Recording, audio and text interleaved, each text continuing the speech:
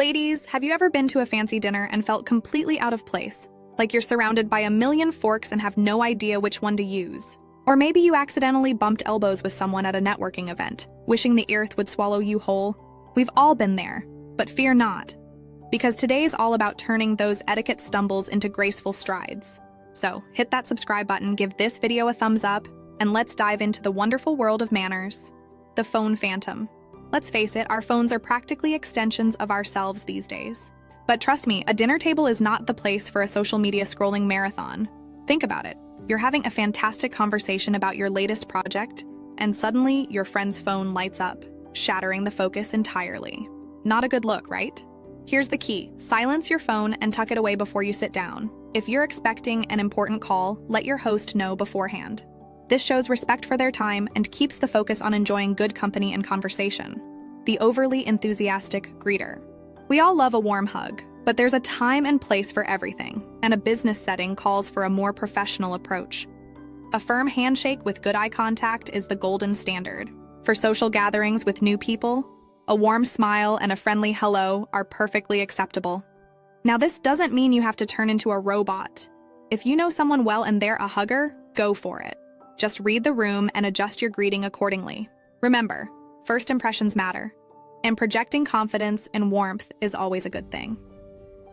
The meistery manners. Ever been at a fancy dinner with a table full of utensils that look like they could belong in a museum and you're unsure of which one to attack the salad with?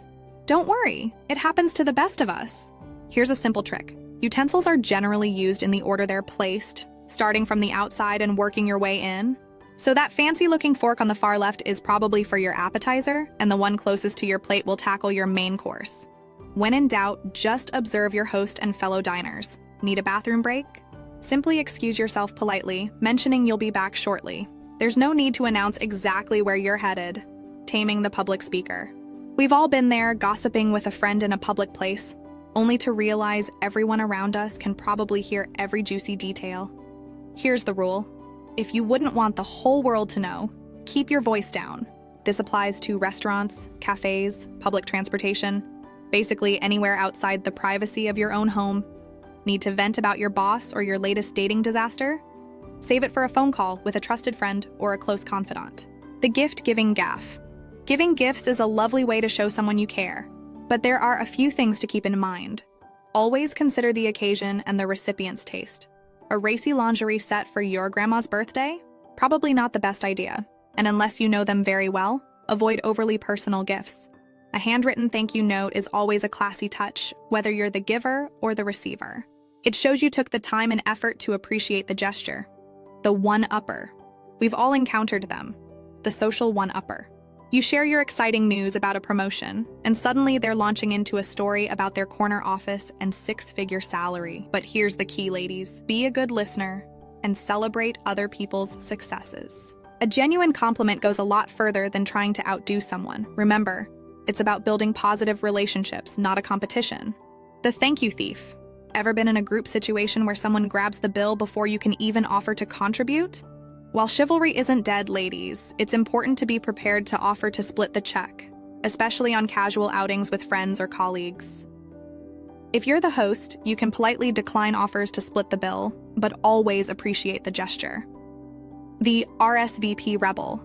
RSVP, it stands for Répondez s'il vous plaît, fancy French for please respond. It's a simple courtesy that helps the host plan accordingly. So if that invitation lands in your inbox, do your best to respond promptly, even if it's a decline. Leaving the host hanging is simply rude.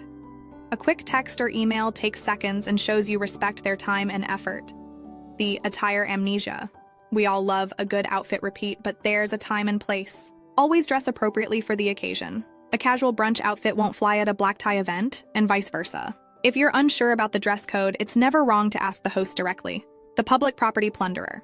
Taking a little something extra from a work event or conference might seem harmless, but it's actually considered stealing. Resist the urge to pocket those fancy pens or extra packets of mints. The host isn't expecting you to walk away with a souvenir collection. All right, ladies, that's our final etiquette faux pas for today. Remember, good manners are a reflection of your inner character and a key to navigating the world with confidence. So put these tips into practice and watch how your interactions with others become smoother and more enjoyable. If you have any etiquette questions or a funny faux pas story to share, leave a comment down below. And don't forget to like this video, subscribe for more content. Thanks for watching, and see you next time.